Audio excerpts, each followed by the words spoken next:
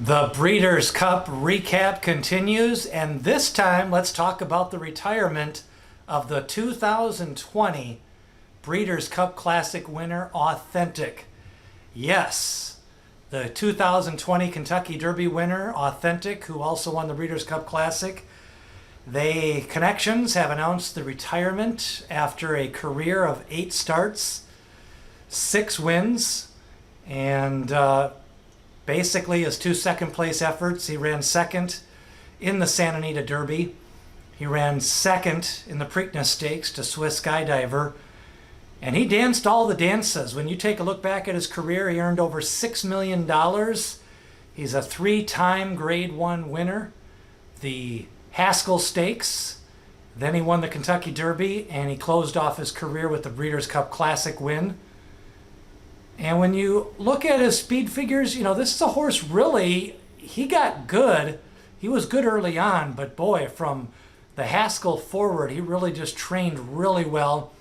He's a horse that in some of his early races, he was looking at the grandstand, he was looking at the other horses during some of his workouts, but really from about August or right after the Haskell all the way through November, his last race in the Breeders' Cup Classic, he danced every dance, and it doesn't really matter the order in which they appeared this year.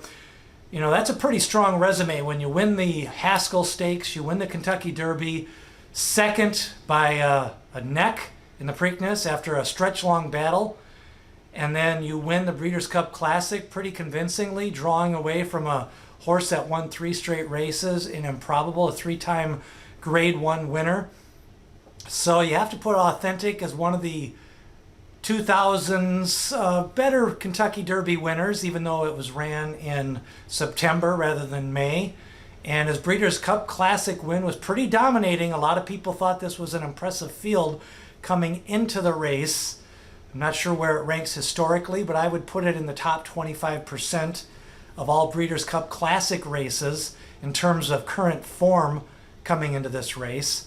And then when you take a look at the actual performance in the Kentucky Derby, he shaded just over 2 minutes, and in the Classic, he picked up a 1:11 Beyer speed figure, which is one of the better Classic winning Beyer speed figure numbers to close it off. So, you know, kind of wish a horse like this would come back as a 4-year-old. It really seemed like he was getting good, and with those races, you know, maybe not necessarily Dubai or Saudi, but last couple of years the trend has been to run in the Pegasus World Cup Championship, and it looks like Authentic will not be participating in that. So, you know, whenever a horse has less than 10 lifetime starts, I always feel like we're cheated.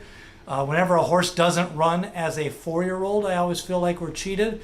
So Authentic doesn't really check off those boxes, but from a peak performance standpoint and from his best 3 races standpoint, Authentic definitely delivered the goods in the Kentucky Derby, the Breeders' Cup, and the Haskell.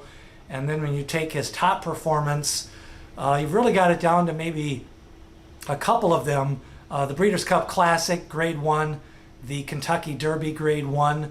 I'm going to lean towards the Kentucky Derby, mainly because I'm more impressed with that fast race after kind of floating a little bit late in the Haskell.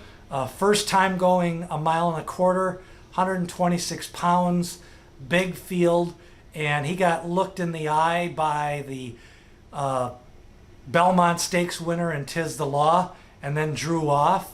The Breeders' Cup Classic was a little bit more anticlimactic. So my top career performance for Authentic will be the Kentucky Derby, although the Classic is a close second. What about you? What's your favorite Authentic race on the track? Leave a comment, ring that bell for notifications, hit subscribe as we continue to post-mortem and recap the 2020 Breeders' Cup.